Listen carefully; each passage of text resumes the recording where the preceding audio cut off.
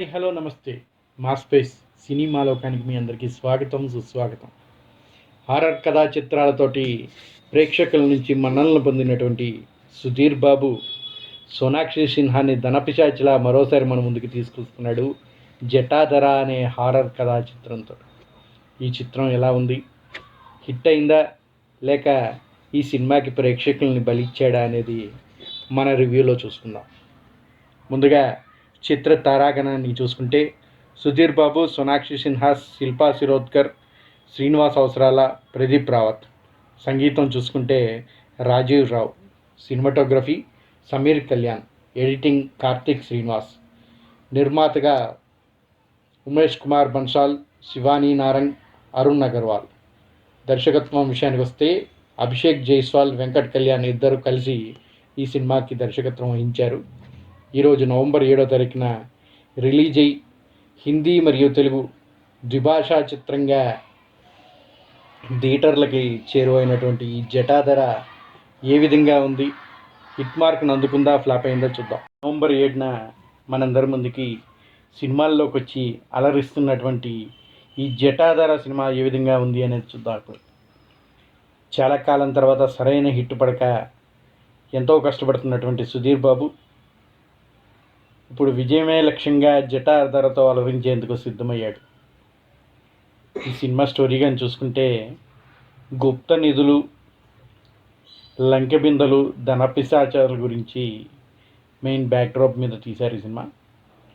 దైవత్వం లాంటి అంశాలతో మిళితమై ఉన్న హారర్ చిత్రం ఇది అని చెప్పవచ్చు. మరి ఇందులో సోనాక్షి సిన్హాని ఎప్పుడూ ఒక గ్లామరస్ హీరోయిన్గానే చూస్తారు, కానీ ఈ సినిమాలో డైరెక్టర్కి ఎలా అనిపించిందో ఒక ధనపిశాచిగా సోనాక్షి సిన్హాని మన ముందుకు తీసుకొచ్చాడు. మరి సోనాక్షి సిన్హా ధనపిశాచిగా భయపెట్టిందా, సుధీర్ బాబుకి ఈ సినిమాతో మళ్ళీ విజయం దక్కిందా అనేది చూద్దాం. ఇప్పుడు కథ విషయానికి వస్తే శివగా సుధీర్ బాబు ఓ గోస్ట్ హంటర్గా ఈ సినిమాలో యాక్ట్ చేశాడు. సైన్స్ని తప్ప దయ్యాల్ని అస్సలు నమ్మడు. ఎక్కడైనా దయ్యాలు ఉన్నాయని వినిపిస్తే చాలు వెంటనే అక్కడికి వాలిపోయి వెళ్ళి సైంటిఫిక్గా దయ్యాలు లేవని నిరూపించి వస్తూ ఉంటాడు సుధీర్ బాబు. ఓ బాబును తన తల్లి చంపుతున్నట్టుగా ఆ కళ అతను ఎప్పుడూ వెంటాడుతూ ఉంటుంది. ఇలా సైన్స్ను మాత్రమే నమ్మే సుధీర్ బాబుకి చిన్నప్పటి నుంచి కూడా ఒక కళ వస్తూ ఉంటుందంట. ఆ కళ ఏంటంటే వాళ్ళ అమ్మగారు ఎవరో ఒక బాబుని చంపుతున్నట్టుగా కళ వస్తూ ఉంటుందంట. ఒకసారి శివమిత్రుడు ఒకరు రుద్రారం గ్రామంలో ఓ పాడుపడ్డ ఇంట్లో పరిశోధనకు వెళ్ళి అనుమానాస్పద రీతిలో మృత్యువాత పడతాడు.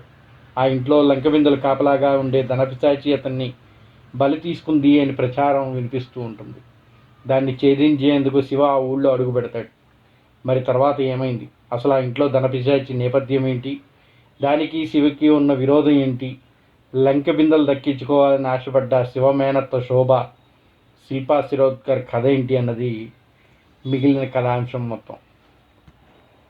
ఇక సినిమా ఎలా సాగిందంటే నిధులు, దానికి రక్షణగా ఉండే పిశాచి బంధాల నేపథ్యంలో ఉత్తరాదిలోనూ దక్షిణాదిలోనూ బోలెడన్ని చిత్రాలు వచ్చాయి. ఈ జటాధర కూడా ఆ కోవకి చెందిన చిత్రమే, కాకపోతే కొంచెం డిఫరెంట్ వే ఆఫ్ ఫీల్డింగ్లో ఈ సినిమాని మన ముందుకి తీసుకొచ్చారని చెప్పచ్చు. ఇది ప్రధానంగా ధనపిశాచి బంధనం నేపథ్యంలో సాగుతూ ఉంటుంది.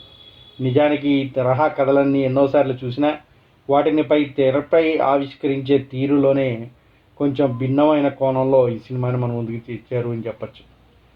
ప్రేక్షకుల్ని కాస్త భయపెట్టి థ్రిల్ పంచగలిగితే చాలు బాక్సాఫీస్ బారులు కాసులు వర్షం కురిపిస్తాయి.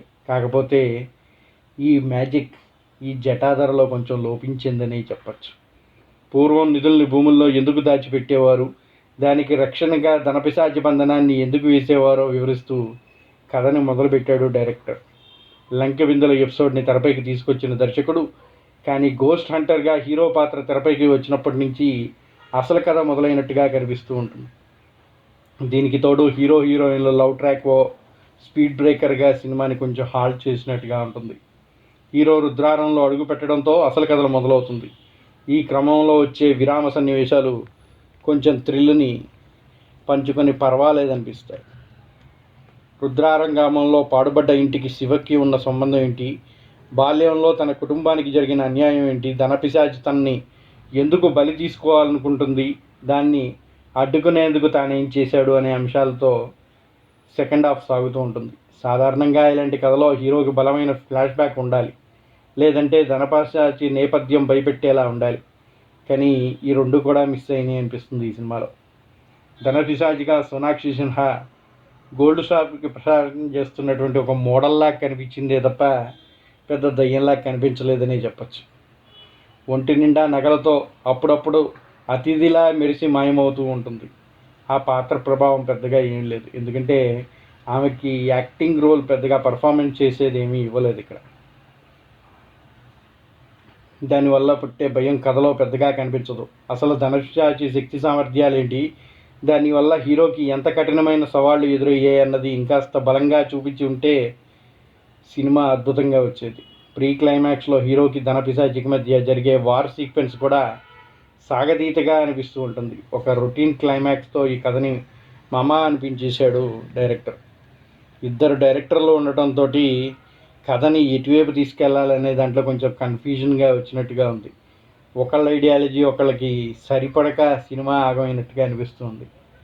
ధనపిశాచి బలిని కోరుకుంటుందంట, మరి ఈ సినిమాకి వచ్చిన ప్రేక్షకులు బలి అవుతున్నారేమో అనిపిస్తుంది. అంత ఘోరంగా ఉందని చెప్పాలి ఈ సినిమా.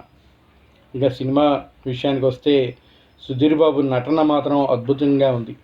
ద్వితీయార్థంలో కొన్ని థ్రిల్లింగ్ మూమెంట్స్ కనిపిస్తాయి.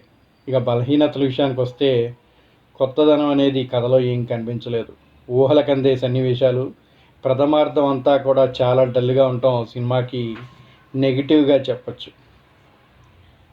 ఇక శివుడిలా జటాధరలో యాక్ట్ చేసిన ఆ పర్ఫార్మెన్స్ అంతగా కనిపించలేదని చెప్పచ్చు.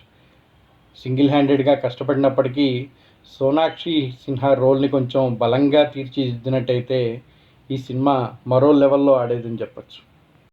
సుధీర్ బాబు సినిమాలో ఒక కార్పొరేట్ జాబ్ చేస్తున్నప్పటికీ ఖాళీ సమయాల్లో ఈ గోస్ట్ హంటింగ్ చేయటం అనేది ఒక అలవాటుగా పెట్టుకుంటాడు తన ఫ్రెండ్స్తో కలిసి. ఈ సినిమాలో సోనాక్షి సిన్హా టాలీవుడ్కి పరిచయం అవుతుందనగానే తను ఎంతో బాగా యాక్టింగ్ చేసి తన పర్ఫార్మెన్స్ చూపిస్తుందని అందరూ ఆశపడతారు. కానీ జస్ట్ ఒక గ్లామర్ డాల్గా, ఒక చిన్న దయ్యం బొమ్మలాగా కనిపించి వెళ్ళిపోతూ ఉంటుంది. దాంతో జనాలందరూ సోనాక్షి సిన్హాని సుధీర్ బాబుని చూసి సినిమాకిలో వచ్చినప్పటికీ లోన అంత పర్ఫార్మెన్స్ కనిపించకపోవడంతో కొంచెం నిరాశ చెందుతారనటంలో అందరూ కూడా ఏకీభవిస్తూ ఉంటారు. ఇది పూర్వం నానమ్మలు ముసలివాళ్ళ ఇళ్ళల్లో చెప్పేటువంటి కొన్ని ఫోక్లోర్ అంటే కథలు, చందమామ కథలు లాంటి కొన్ని కథల్లోంచి తీసినటువంటి ఒక కథతోటి వెళ్ళినటువంటి ఈ సినిమా మూఢనమ్మకాలతోటి ఈ రోజుకి కూడా లంకెబిందలని, గుప్త నిధులని తిరిగే కొంత ఛాందసవాదుల గురించి ఈ సినిమాని తీసినట్టుగా ఉన్నప్పటికీ సరైన విధంగా కథను కానీ నడిపించి ఆ హారర్ని కానీ కరెక్ట్గా చూపించుంటే డెఫినెట్గా ఇది మరో ప్రేమ కథా చిత్రంలాగా అద్భుతంగా ఉండేది. కాకపోతే అటు సినిమాలో సరైన హారర్ని చూపించలేకపోయారు, చక్కని మెసేజ్ని కూడా అందించలేక ఆ రెండింటి మధ్యలో సంఘర్షణలో ఇద్దరు డైరెక్టర్లు కూడా ఈ సినిమాని విఫలం చేశారని చెప్పచ్చు. ఇక విఎఫ్ఎక్స్ విషయానికి వస్తే దాని గురించి ఎంత తక్కువ మాట్లాడుకుంటే అంత మంచిది. సాంగ్స్, బ్యాక్గ్రౌండ్ స్కోర్ కొంచెం పర్వాలేదు అనిపించినా ఆ సౌండ్ ఎఫెక్ట్స్ కొంచెం తలనొప్పి తెప్పించే అంటంలో థియేటర్కి వెళ్ళి చూసిన వాళ్ళందరూ కూడా చెప్తున్నట్టుగా సినిమా ఎందుకు వచ్చాంరా బాబు, తలనొప్పి పెంచుకున్నాం, జెండు బాం సీసా తెచ్చుకుంటే బాగుంటుంది అనిపించే విధంగా ఉందని ప్రేక్షకులు మాటగా చెప్తూ ఉన్నారు. ఇక ఈ సినిమాకి మన సినిమా లోకం ఇచ్చే రివ్యూ 2.5.